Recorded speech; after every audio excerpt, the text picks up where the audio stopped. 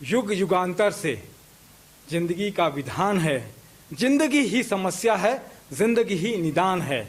हम लोग अभी कोरोना की जो कोविड-19 कोरोना वायरस डिजीज से संक्रमण पूरा देश क्या पूरा विश्व जो है इससे भयभीत है। बहुत सारी चीज़ें हैं, भ्रम है, अफवाह है और कई सारी चीज़ें हैं। ऐसे समय में हमारे साथ में श्री नितिन बंसाली जी हैं, कांग्रेस से जुड़े हुए हैं और पिछले दिनों कभी कोरोना अगर वॉरियर्स कहा जाए तो लड़ के आए हैं। पॉजिटिव आपका निकला था। 10 दिन अस्पताल में रहने के बाद में वापस लौट कर आए हैं। शुभकामनाएं हैं बहुत सारी। क्या अनुभव रहा उनकी आप बीती, आप सब लोगों को मुझे लगता है कि बहुत ज़्यादा मार्गदर्शन करेगी और एक बेहतर जो ये संकट है इससे लड़ने का हौसला भी देंगे। नितिन भाई, आपका स्वागत है। कैसा लग रहा है आपको? अभी लौट कर आए हैं तो क्या मन में चल रहा है? एक लाइन से शुरू करूंगा इसको कि मिट्टी का बदन था, पथरीला सफर था, कोरोना से लड़कर वापस आया हूं, आप ही की दुआओं का असर था। बहुत अच्छी बात है, लोगों की दुआएं आपके साथ में थी। कैसे लगा कोरोना की? मुझे ऐसा लगता है कि दवा तो कोई नहीं, दुआ ही है। और लगने में ऐसा था कि जब मुझे इस बात का एहसास हुआ, मैंने पहले ही इस चीज को भाप लिया था। 5 दिन पहले ही मैं किसी सस्पेक्टेड व्यक्ति के संपर्क में आया था और मैंने उसी दिन ये मान लिया था। जब उसके परिवार में मुझे पता चला कि कोरोना पॉजिटिव केसेस पाए गए तो मैंने उसी दिन ये मान लिया था कि मुझे ये संक्रमण हो सकता है। तो मैंने बहुत ही मैं तो यही कहूंगा, खुद ही तारीफ तो नहीं कर रहा हूं, लेकिन मैंने बड़ी समझदारी से खुद को सबसे अलग कर लिया। और उस सस्पेक्टेड व्यक्ति से मिलने के 3 दिन बाद जब मुझे सर्दी, बुखार, सरदर्द जैसा फील हुआ तो मैंने मेरे फिजिशियन डॉक्टर आशीष दुबे से बात की और उनसे मैंने पूछा कि भाई मुझे इस तरीके की प्रॉब्लम है और मैं किसी सस्पेक्टेड के संपर्क में आया था। तो उन्होंने मुझे एंटीवायरल, एंटीबायोटिक, पैरासीटामोल और विटामिन सी, जिंक की ऐसी सब दवाएं दी उन्होंने, जो जनरली दी जाती है। और कोविड-19 टेस्ट करवाने की भी उन्होंने एडवाइस की। मैंने कोविड-19 का टेस्ट करवाया। सेकंड डे तक कि मैं बिल्कुल इन चीज़ों से, तो बुखार सर्दी से तो मैं उभर गया था, लेकिन थोड़ा स्टमक मेरा अपसेट हो गया था और सरदर्द थोड़ा सा था और नींद नहीं आ रही थी, बेचैनी सी लग रही थी। गुरुवार को, उससे मुझे अच्छे से याद है कि गुरुवार का दिन था 16 तारीख का, जब शाम को मुझे किसी मीडिया पर्सन का फोन आया और मुझे ये जानकारी दी कि आप कोविड पॉजिटिव पाए गए। थोड़ा सा ये तो जरूर लगा कि स्वास्थ्य विभाग को मुझे पहले सूचना देनी थी, तो वो मीडिया को उसने क्यों ये सूचना दी है कि थोड़ी सी मन में एक वो टीस रही। लेकिन फिर स्वास्थ्य विभाग का भी फोन आया और उन्होंने बताया कि आपने टेस्ट करवाया था और आपका टेस्ट पॉजिटिव पाया गया। हिम्मत से काम लिया, घर वालों को समझाया कि पिकनिक मनाने जा रहा हूँ, ये सोचना कि मैं किसी टूर पे जा रहा हूँ बैग पैक करके और बहुत जल्द लौटूंगा, इस तरीके का हौसला देकर मैं एम्बुलेंस में सवार होकर एम्स पहुंचा। एम्स में डॉक्टरों ने बहुत अच्छी निगरानी में मेरी देखरेख की, मेरा इलाज किया। और जिस प्रकार 8-8 घंटा पीपीई सूट पहनकर जब मैंने वहां पर हेल्थ वर्कर्स को और डॉक्टर्स को काम करते देखा तो मुझे खुद ये फील हुआ कि नहीं, हमें भी इनका सहयोग करना चाहिए। एम्स वालों ने काफ़ी अच्छी ट्रीटमेंट दी। पहले दिन ECG, blood test, urine test सारे करने के बाद हाइड्रोक्लोरोफिन और आपकी विटामिन सी और इस प्रकार की जो मल्टीविटामिन की ये सब दवाइयाँ दी और 5 दिन का कोर्स चला। 5 दिन के कोर्स के बाद 6वें दिन वापस कोरोना टेस्ट किया गया, जिसमें मेरी रिपोर्ट वापस पॉजिटिव आई। तो मुझे ये बताया गया कि यहाँ पर 2 रिपोर्ट 3 रिपोर्ट तक भी पॉजिटिव आती। चिंता करने की बात इसलिए नहीं है क्योंकि आप के अंदर अभी भी कोरोना के कोई भी सिम्टम नहीं है, तो आप अच्छे से रहिए।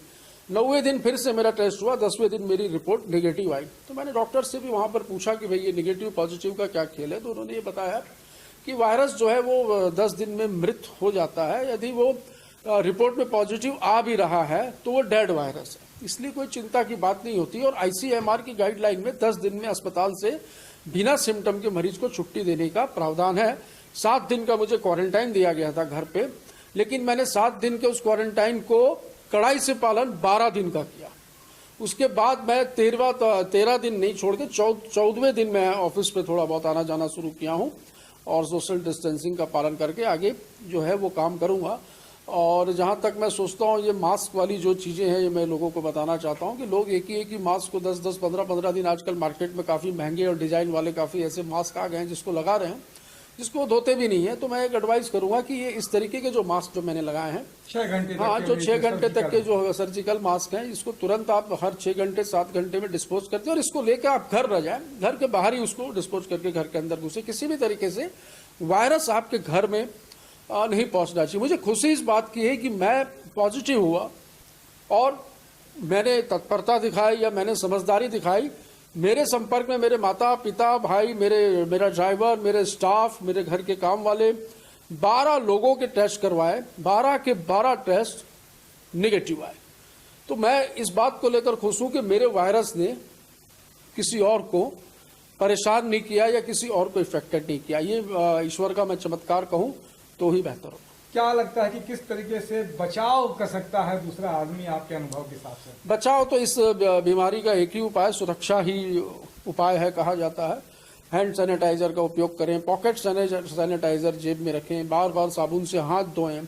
नींबू, कच्चा नींबू यदि हो तो उसे काट कर उसमें अगर आपको काफी खट्टा लगता है तो उसमें काला नमक थोड़ा सा लगाकर कच्चा नींबू ही चूस लें, वो काफी फायदेमंद है। गर्म पानी पिएं, गर्म पानी में नींबू डाल के पिएं। साथ ही अमरूद, जाम जो आता है वो विटामिन सी होता है, उसे भी खाएं। हेल्दी फूड खाएं, रेगुलर ब्रीदिंग एक्सरसाइज और व्यायाम करें। मैंने एम्स में रहते हुए 10 दिन रोज सुबह आधे घंटे की लगातार व्यायाम और कसरत की, जिसमें मैं 51 बार ओम का उच्चारण करता था, जिसमें मैं सांस खींचकर ओम बोलते समय पहले मैं उसको सांस को ऊपर लेता था, फिर उसको छोड़ता था। तो काफी ब्रीदिंग एक्सरसाइज से भी काफी फर्क पड़ता है और ये लोगों के लिए फायदेमंद है। अभी जो डेथ हो रही है, क्या लगता है कि लोग घबरा रहे हैं, इसकी वजह से हो रही है कि एक कथा सुना रहे थे आप कि एक सांप वाली, तो बताएंगे क्या कथा थी? वो कथा ये है कि एक कैदी को फांसी की सजा होती है, तो जेल प्रशासन ये बोलता है कि भाई मारना तो है ही इसे, तो वो कैदी को कहते हैं कि भाई हम तुमको फांसी पे नहीं चढ़ाएंगे,